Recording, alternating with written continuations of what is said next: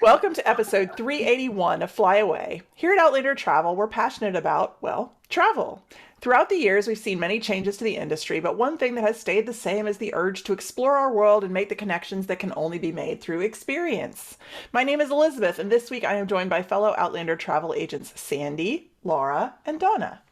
We've talked a lot about cruising during COVID, but it really is true that things are changing constantly. Keeping up with the protocols and monitoring skipped ports keeps us busy, but there's really no substitute for us traveling and experiencing it so that we can help you, our audience, firsthand. A few weeks ago, it was Sandy's turn to take one for the team again. You're She and her husband were, and they're going to do it again. She and her husband were on board Royal Caribbean's Mariner of the Seas for 5 nights, and she is ready to tell us all about it. You can tell she's ready. So let's get started. So this ship is actually sort of a great ship because it was amped right before COVID with the idea of making sure people got to go to Perfect Day at Coco Cay, right? Yeah, it was one of those like when they talked about why they were reamping these ships, it's, the all of the Oasis class ships had all this amazing stuff on them, and there weren't any really good like 3 and 4 night Bahamas cruises that had good ships. All the ships were dated. They were kind of, and so they they were the first ones to really put all this extra cool stuff on these like shorter sailings. And so I was trying to get on this ship for a long time before COVID even hit, and I was really excited to get to try it out because they put some cool I was stuff supposed to on it. go right as they started shutting everything down. Yeah, I had scheduled one in 2020 in August because, So in did March I. we're like, oh, we're totally going in August. This will all be over by Mhm. then. Yeah. Yeah. Anyway, so you sailed out of Port Canaveral. So did you go to Disney World first? I did. Yeah. Well, yeah, we just did one night at the resort. We did not go to the parks, which will be on a future podcast, and we'll talk about that. Excellent, excellent. Yeah. So what did you notice? Say, I mean, obviously we've both sailed out of Port Canaveral. I think all of us have sailed out of Port Canaveral at least a few Mhm. times. Did you notice any big changes that you wouldn't have expected? All this? Not so much that I wouldn't have expected, but I think if you haven't cruised since COVID, one of the big things that we've said this before, but it bears repeating.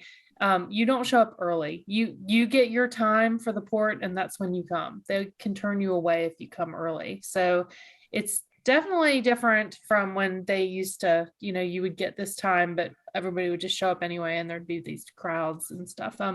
Now it's very spaced out, and it's still low crowds. I mean, we only had like 1,200 guests on this ship that holds like 4,000. So you could definitely tell that it was pretty empty. But now, I mean, Port Canaveral's still nice. I kind of feel bad we didn't actually spend time in Port Canaveral because I that's kind of a goal of mine to spend maybe a night or two there before sometime to kind of, we've done it once before, but we just kind of went out to dinner. It's a cool little area. It kind of reminds me of where I grew up, because it's like Yeah. a beach town, Have you ever done NASA when you're there? Done what? NASA, NASA? NASA? like the space. Kennedy Space Center. Yeah. Oh, NASA. I did it when I was a kid, but when we were there, they for this cruise they had a rocket launch that day. Isn't that the coolest? Super cool. Yeah, and one thing I will say, so they had made several announcements that you were going to be able to see the rocket launch, and our cabin was on the side that the rocket launch was on, and so we thought, oh, we don't really need to leave the cabin. We'll just do that. But they had said like the best viewing was going to be on the top decks. So we did end up going up to almost the top deck, and we were on this kind of, I think they called it a peekaboo balcony or something, where it was kind of just this like small balcony that was off of the pool deck area in the very forward part of the ship. But once it got to a certain height, you couldn't see it anymore. So I understood why they said to be up on the very top after that. But it was cool. My husband was like geeking out. Yeah. Totally geeking out. That does not surprise me.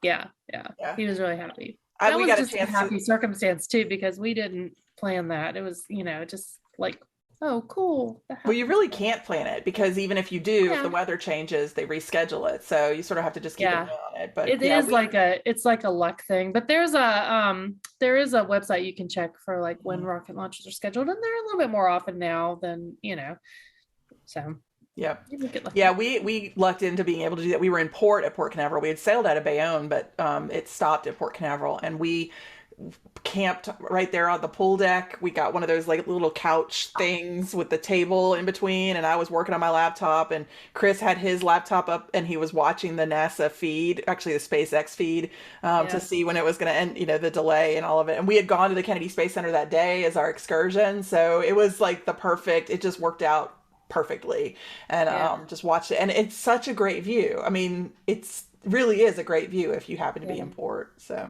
And I think they said it's like 30 miles away, so and it was cool because the sound came Mhm. after the rocket was gone, and then the Yeah. sound came. It was like, that's so cool. It was really cool. All right, so where did you go? So we went to Perfect Day at Coco Cay, which is another thing I've been trying to do for 2 years. So I finally got to see that island. And then we also went to Cozumel. So we had 3 days at sea too. And one of the things that if you're sailing during COVID, you have to kind of be flexible and know that you might not get the ports that were scheduled when you booked it. So I was really happy we got to do Perfect Day because I've heard some people, for different reasons not get to do it. If it's like choppy seas, they can't dock, something like that. I didn't really think we'd have an issue with Mexico. I haven't heard of anybody missing ports in Mexico. But for Perfect Day, we did the beach club part, which is like an upgraded kind of private beach club area. It's not adult only, but it's just nice, it's like a kind of nicer, calmer thing. And of course I had to walk around to the other areas just to kind of get an idea of if you weren't going to pay for the upgrade, because you have to pay for the water park and you have to pay for the beach club. And we actually got a thing saying that we had access to the water park, but we did not partake in the water slides and stuff. We didn't really care about that.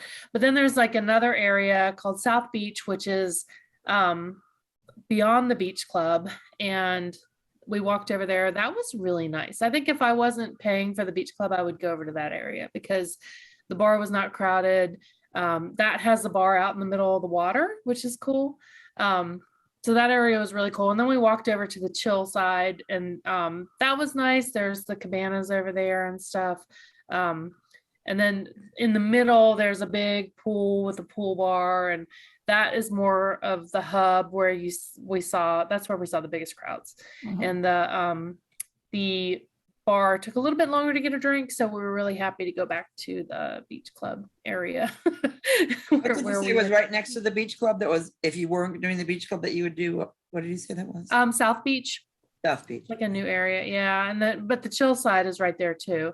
So either one of those. And then there was a part in the middle, like if you walked past the water park, there was something in the middle that was like a lagoon with a beach that was free too. There's a bunch of areas. If you don't want to pay to upgrade, there's a lot of areas you can go to that are really good. I wish I had known you were going to the beach club because I could have had you shake your fist at my cabana number 20 chair that tried to take my finger. The lunch was excellent. Yes, the food is really good over there for sure. Yeah.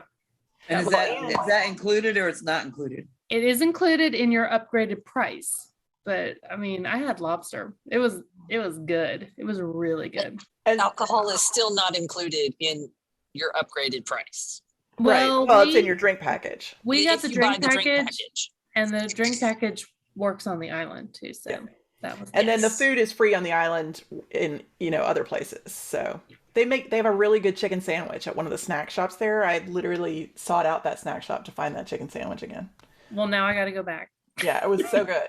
It was so Like a fried chicken sandwich or a grilled yes, chicken a sandwich? fried chicken sandwich. It's really, really good. And there's been this war of chicken sandwiches lately. And, Right. and I was surprised. We ordered it at the pool and we all got it, but we got it with various, like Chris got it all the way and I got it with pickles and Marcus got it plain. And we all were like, this is a really good chicken sandwich. Like we were really surprised at how good it was. And so I tried it again when I went in November and it's still an excellent chicken sandwich. So it did wasn't you- just the day. To try Did that you next do time.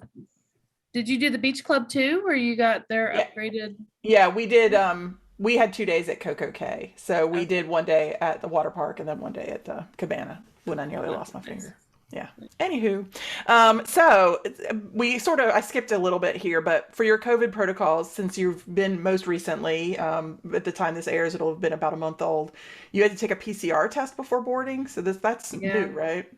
Yeah, within 2 days we had to do that test, and we had to obviously show our vaccination card, and you could upload all this to their app before you got there. Yeah, it wasn't that hard though. I mean, we did the test before we left Raleigh.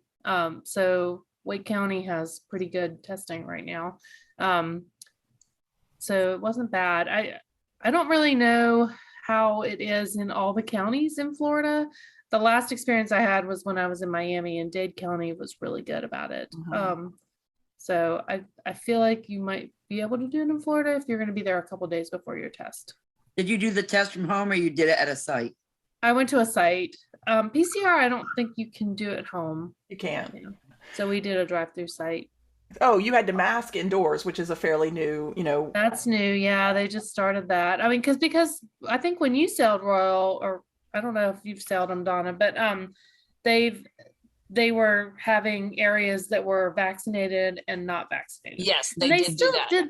They still did that. Like you had a special color bracelet to show you were vaccinated.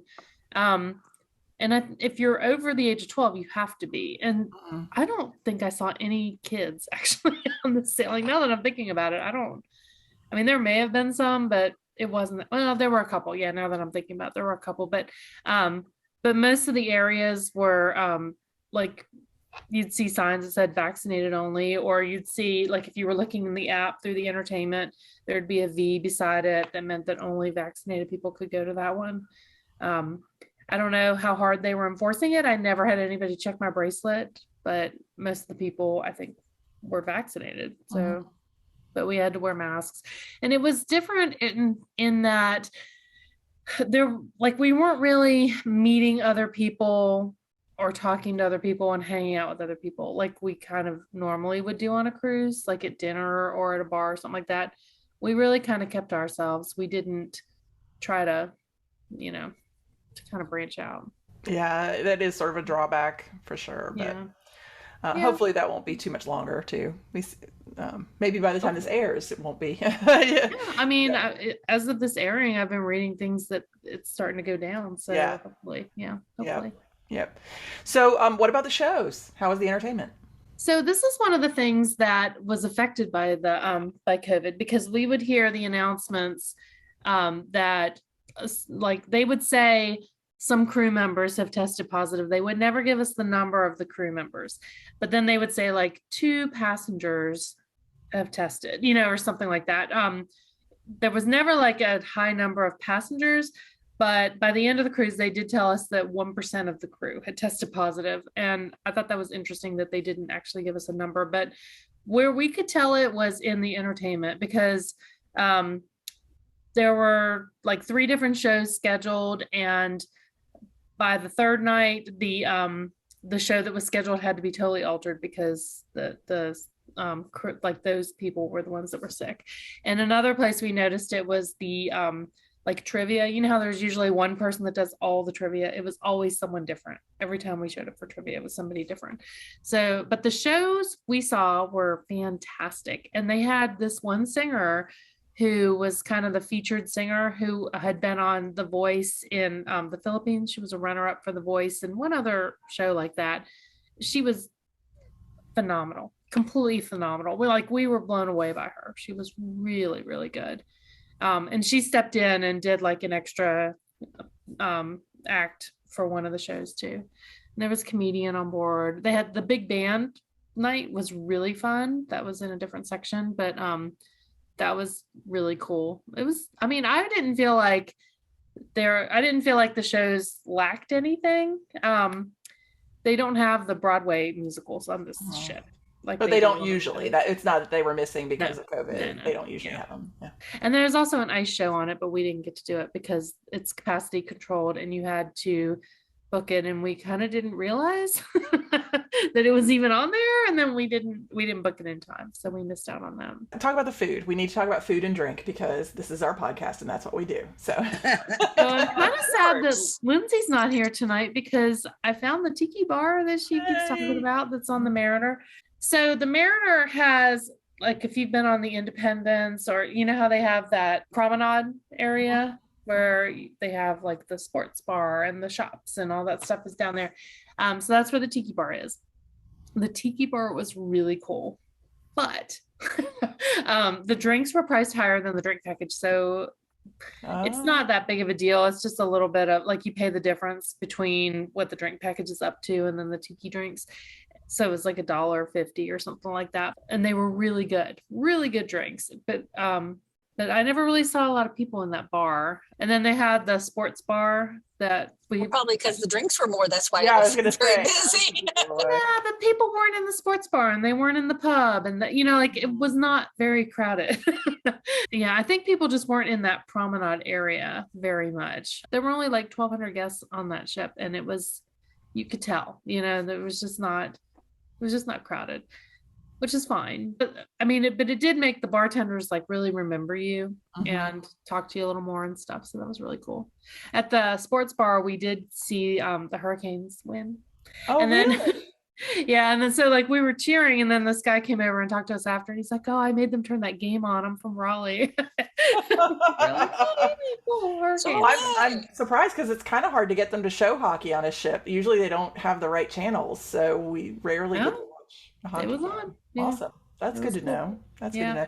Those sports bars, I do think Royal Caribbean stepping up their game with their sports bars, the Playmakers bars. Yeah, I really Yeah. think they're bringing in the power for some. You know, they don't have their normal satellite TV that just shows Caribbean soccer games. So Yeah, and they had actually the NFL games were listed in the app. They didn't have every game, and it was regular season, so I guess they had to pick and choose which ones they thought were going to be important.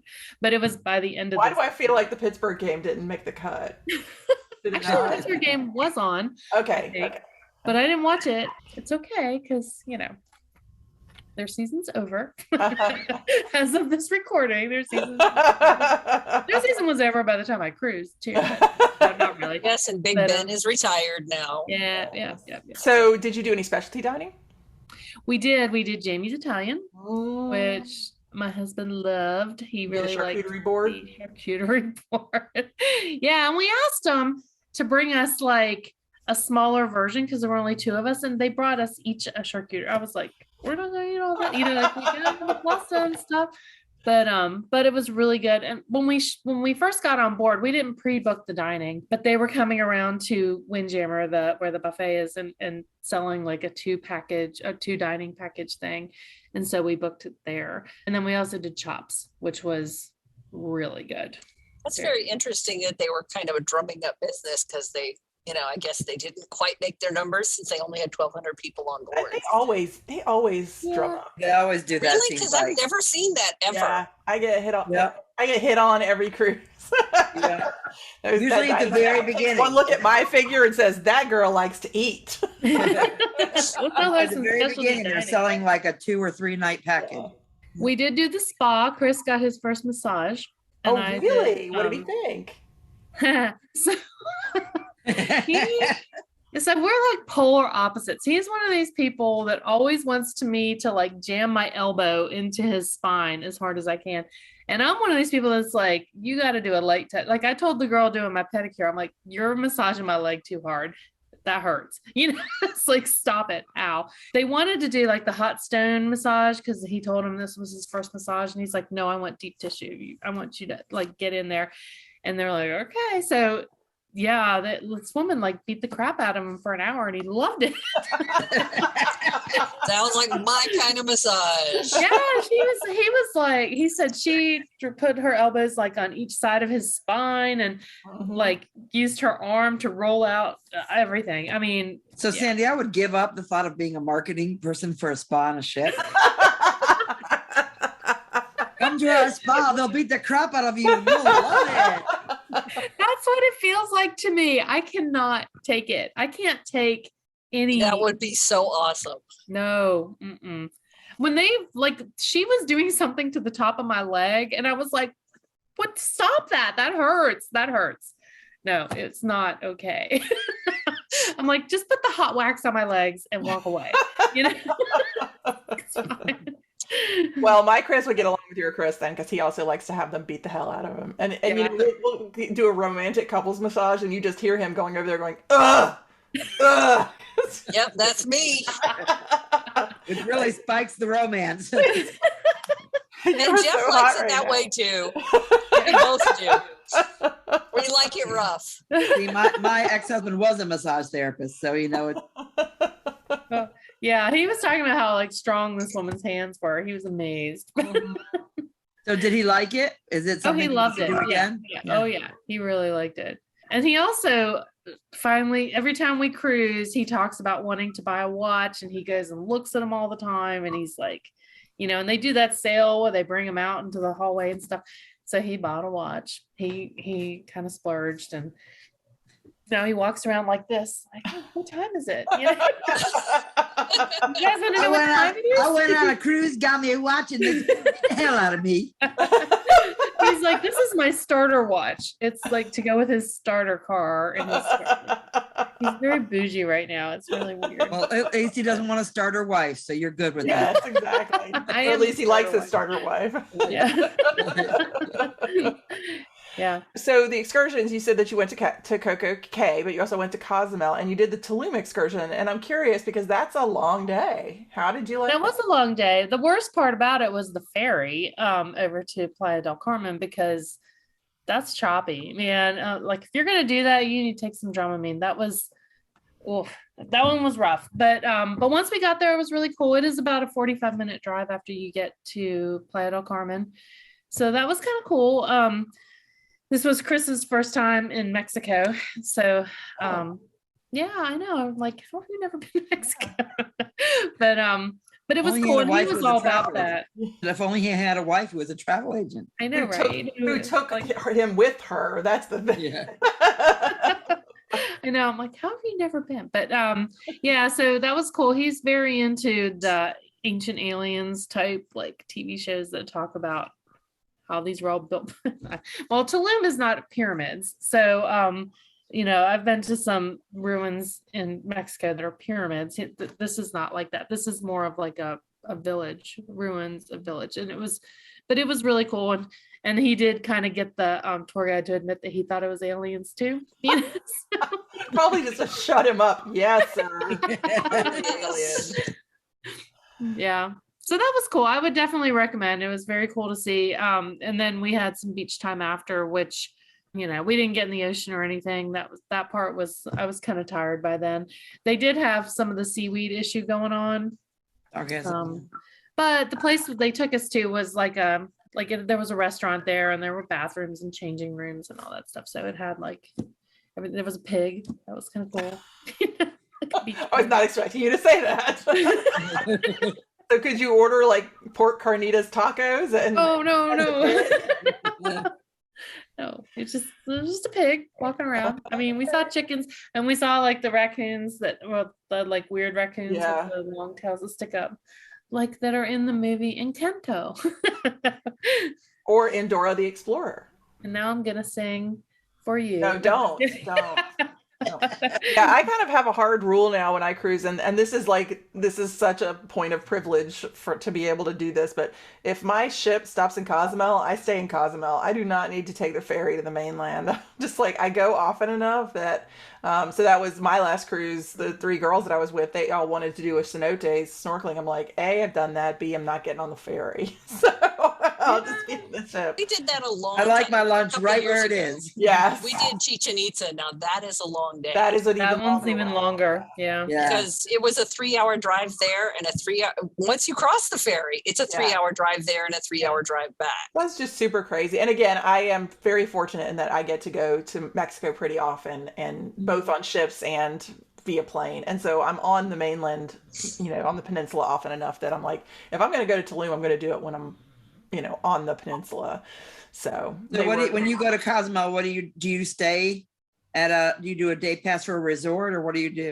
So the last time I did, but then I've done the Chunkanab or whatever park for the swimming of the dolphins and all that stuff. And then I've even done an island tour. They've got a turtle place, which actually I didn't love because they kind of let everybody just grab the turtles. I was not a fan. And they take you to the mouth of hell or whatever it's called on Cozumel, that's like got the rock formations that's supposed to look like hell. And so it's, yeah, Cozumel actually has quite a bit to do on it. I did a Segway tour in Cozumel. On Cozumel, yeah, that would be a good place to do that. Well, excellent. So it's still the great little ship that that they made it before COVID. It's just doing the Coco K run. Yeah, I mean, it's cool. It's got the flow rider. It's got that SkyPad trampoline thing up on top, which Chris didn't realize it had. He was watching like something about another Royal Caribbean ship. He's like, I want to do that trampoline thing. I was like, Chris, that was on our ship. He's like, what? You didn't tell me. I'm like, we walked right past it. You know, like, yeah. Shows how much you pay It was right after the massage, and he was in another. I know. Well, I don't know. We got the drink package looking at his watch. So. Looking at his watch. Exactly. Well, that is our show. They have an escape room too, which we didn't get to, but that would be fun. They do? I didn't know they did. Is it only part-time or is it always the same space? Like, does it occupy another space that? I think it's in a dedicated place. I didn't go up to it. We didn't do it. I just remember seeing it in the app. I love a good escape room. I actually have like at-home escape room kits now. I gotta have you guys over and we gotta do an escape room. Yeah, that's cool. Okay. Yeah. Okay. All right. You can bring some Girl Scout cookies, Donna. I can do that. It's a kind of long round trip, but okay, I'm coming. Yeah, you can do it. Well, that is our show for this week. Thanks for hanging out with us. Please like our Facebook page, rate us, and be sure to tell your friends about us. You can find previous episodes on the podcast page of outlandertravel.com, Apple Podcasts, Spotify, or wherever you get your podcasts. We would love to hear from you. On behalf of Donna, Laura, Sandy, and myself, Elizabeth, thank you for joining us this week. Gotta fly.